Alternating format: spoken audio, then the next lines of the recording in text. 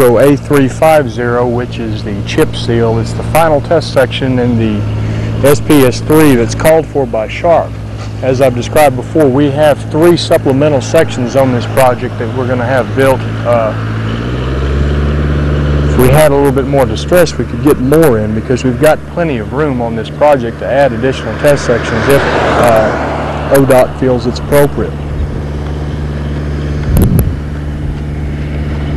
Okay, moving on up, we're getting down near the sag on that vertical curve that I described before, and again we're in an at-grade section. You can see David Uten up ahead of me here picking up rut depths.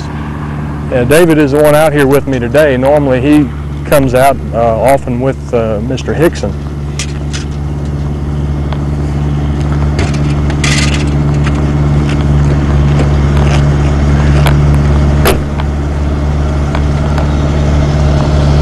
As I'm going through here, I'm looking for some cracking, but I still don't see any even in this, and it looks like the ruts might be getting more severe in here.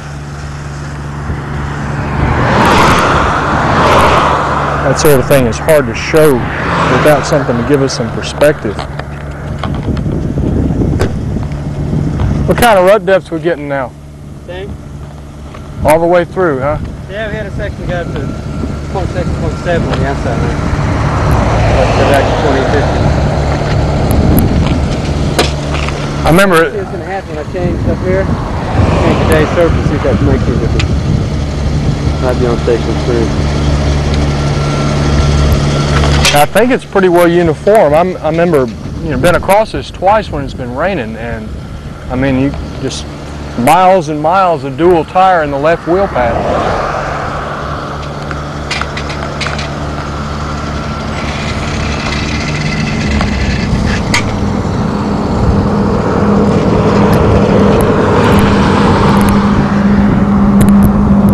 Here at Station 3, you can see where a day's operation ended, or where, or at least that's what it appears to be, with as straight as this line is all the way across the roadway. Back up to where it's a little bit more visible on here. There you can see it, it goes all the way across both lanes. It looks, looking through the viewer, it looks much more distinct than it really appears it out here, but it's there, and we picked it up on the way through. It's going to be interesting to see if we maintain our rut depths, which I think we will. They may not be quite so severe, but we still have them, particularly in the inside wheel path.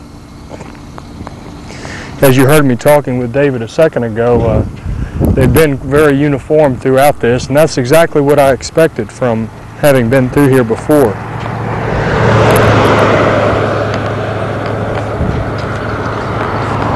Ought to be a good pavement, good sections to monitor over a long period of time because of the uniformity of all the factors out here.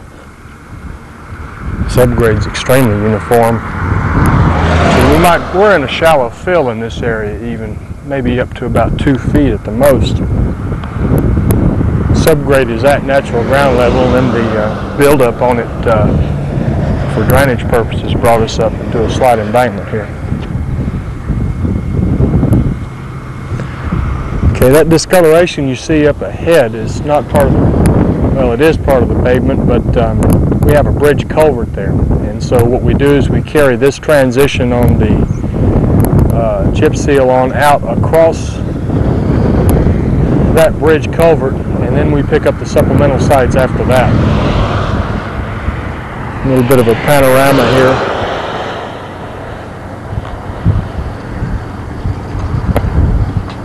See the old ancient mountains. I believe this is part of the Wichita chain off in the distance there.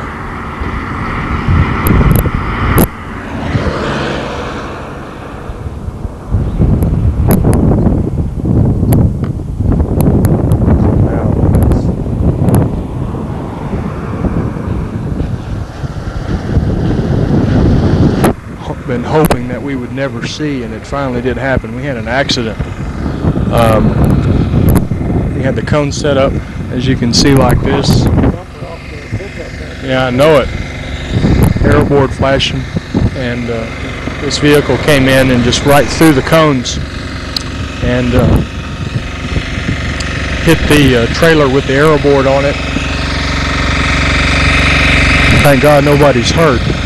This fellow in there appears to be shook up, but it seems to be okay.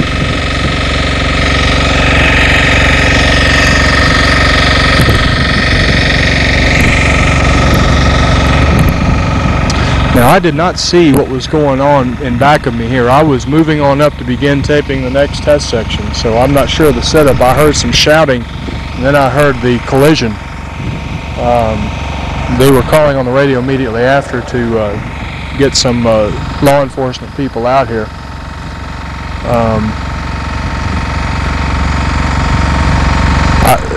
This setup has been excellent for traffic control throughout, though, and they've been following us, and they've had the cone